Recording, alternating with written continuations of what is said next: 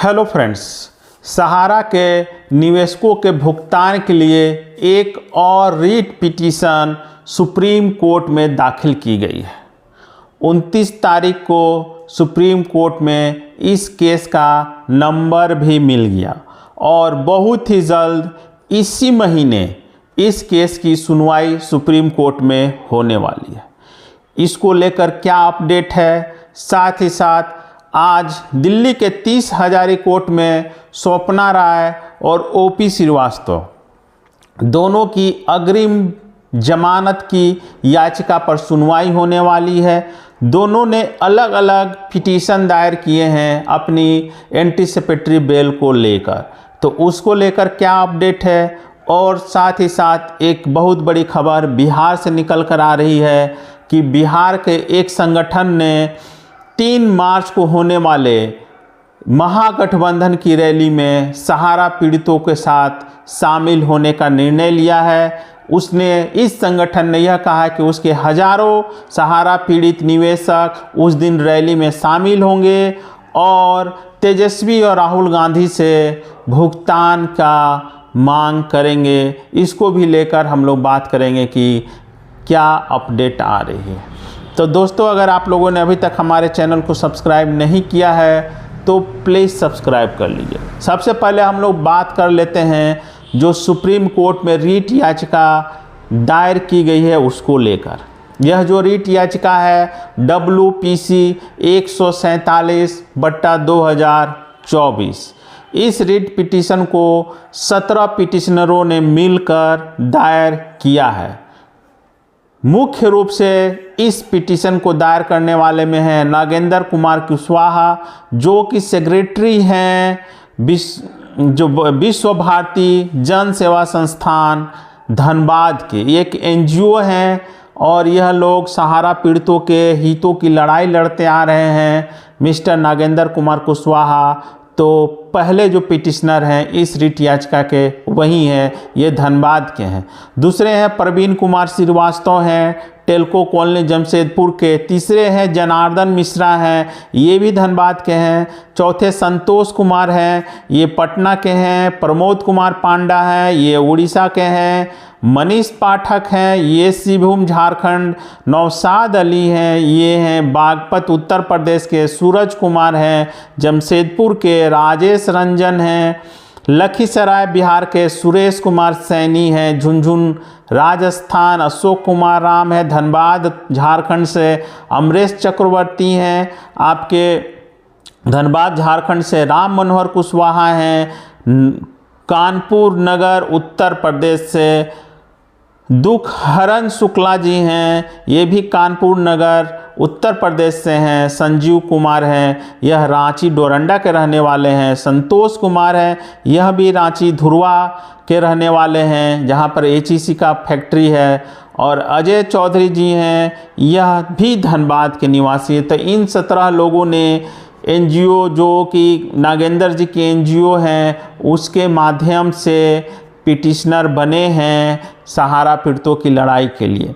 सबसे बड़ी बात है कि इस बार यह जो रीट पिटीशन दाखिल की गई है इसमें टोटल 14 लोगों को पार्टी बनाया गया है। मतलब जो रेस्पोंडेंट है वो 14 रेस्पोंडेंट है।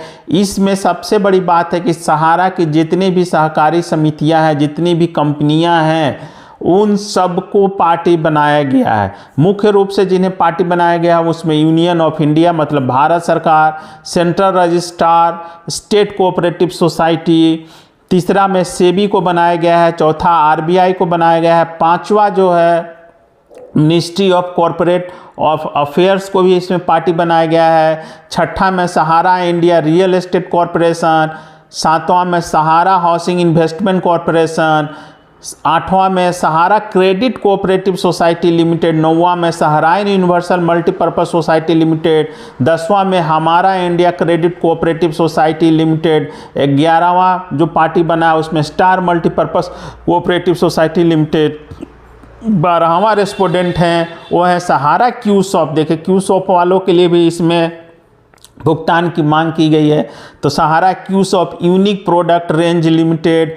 13वां जो है एम्बे वैली लिमिटेड और जो 14वां रेस्पोंडेंट है वो है सहारा प्राइम सिटी लिमिटेड। तो इस प्रकार से कुल 17 पिटिशनरों ने 14 रेस्पोंडेंट के खिलाफ एक रिट याचिका दाखिल की है।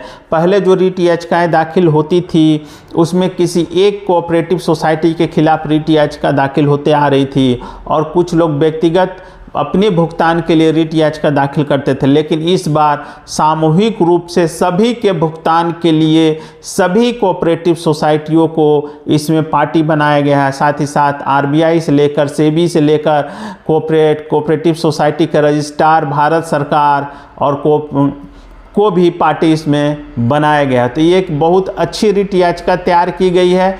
उम्मीद की जा रही है कि इस रिट याचिका की सुनवाई 8 मार्च को सुप्रीम कोर्ट में हो सकती है। तो ऐसे में उम्मीद की जानी चाहिए कि सुप्रीम कोर्ट की ओर से कुछ सुखद खबर आनी चाहिए। हालांकि अगर 8 तारीख को भी सुनवाई होगी तो उस दिन वो सुप्रीम कोर्ट ज़्यादा से ज़्यादा जो रेस्पोंडेंट है उनको नोटिस ही जारी कर सकता है और इससे ज़्यादा कुछ उम्मीद नहीं की जानी चाहिए। लेकिन देखिए, पॉजिटिव सोचना चाहिए, शायद कुछ फ़ायदा हो, कुछ भुगतान की बातें हो। और आइए हम लोग बात कर लेते हैं जो दूसरा केस आज है दिल्ली के 30 हज़ारी केस में है, जिसमें की है एंटीसिपेटरी बेल पिटीशन नंबर 43/2024 जो कि स्वप्ना राय ने फाइल किया है। आज उसकी सुनवाई भी दिल्ली के 30 हज़ारी कोर्ट में है। साथ ही साथ ओपी श्रीवास्तव ने भी एंटीसिपेटरी बेल के लिए फाइल की है। उनका केस नंबर है एंटीसिपेटरी बेल पिटीशन नंबर 55/2024। तो दोनों ने अलग अलग याचिका दाखिल की है। हालांकि दोनों एक ही केस में आरोपी हैं, लेकिन फिर भी उन्होंने अलग अलग की है। और सबसे बड़ी बात है इस केस की कि इस केस में सेटलमेंट हो चुका है। नियाज अहमद ने जिन्होंने भुगतान के लिए कहा गया था उन्हें 4.5 लाख रुपए का भुगतान हो चुका है। तो केस में सेटलमेंट हो चुका है। पिछली हाजिरी में पड़ चुका था सेटलमेंट का पेपर, ओपी श्रीवास्तव जी के तरफ से जमा कर दिया गया था। ऐसे में आज देखना होगा कि आज दिल्ली की 30 हज़ारी कोर्ट इस केस में क्या सुनवाई करती है। क्या इन दोनों आरोपियों को बेल मिलता है या फिर आगे तारीख दी जाती है। तो यह था अपडेट। अब एक बहुत बड़ी खबर बिहार से आ रही है। जैसा कि आप लोगों को पता है कि पिछले 10 साल से इस देश पर मोदी जी का शासन है और जैसे ही मोदी जी 2014 में प्रधानमंत्री बने, जिस सुब्रत राय को कांग्रेस ने जेल के पीछे डाल दिया था और कहा था कि जब तक भुगतान नहीं होगा तुम्हें जेल में ही रहना है। 2014 में मोदी जी के प्रधानमंत्री बनने के साथ ही सुब्रत राय जेल से बाहर आ जाते हैं और पिछले साल जो नवंबर में उनकी मृत्यु हुई तब तक वो जेल से बाहर बेल पर ही थे। साथ ही साथ सुब्रत राय के जो लड़के हैं, परिवार के दूसरे सदस्य हैं, उनको भी पिछले 10 साल में विदेश भगा दिया जाता है, जबकि उनके ऊपर धोखाधड़ी, फ्रॉड, चीटिंग के सैकड़ों केस कोर्ट में पेंडिंग थे। लेकिन इसके बाद भी सरकार ने उन्हें रोकने का प्रयास नहीं किया। तो इस स्थिति में अब जिस कांग्रेस ने सुब्रत राय को जेल के पीछे डाला था, अब ऐसे में बिहार के निवेशकों ने फिर से एक बार कांग्रेस पार्टी पर अपना भरोसा जताया है। और 3 मार्च को जो महागठबंधन की रैली दिल्ली के पटना के गांधी मैदान में जो होने जा रही है 3 मार्च को, उसमें तेजस्वी यादव और राहुल गांधी शामिल होने वाले हैं। तो सहारा के बहुत सारे पीड़ित निवेशक हैं जो एक संगठन के बैनर तले उस दिन उस महारैली में शामिल होंगे और राहुल गांधी तेजस्वी यादव से मिलकर सहारा के पीड़ितों के भुगतान हेतु आंदोलन में शामिल होने की बात करेंगे तथा साथ ही साथ पीड़ितों के भुगतान के लिए उचित कार्रवाई का भी आश्वासन चाहेंगे।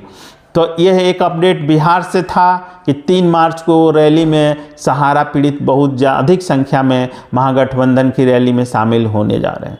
दोस्तों, आज का यह अपडेट आपको कैसा लगा? उम्मीद करता हूं कि मेरे द्वारा दी गई जानकारी आपको अच्छी लगी होगी। धन्यवाद दोस्तों।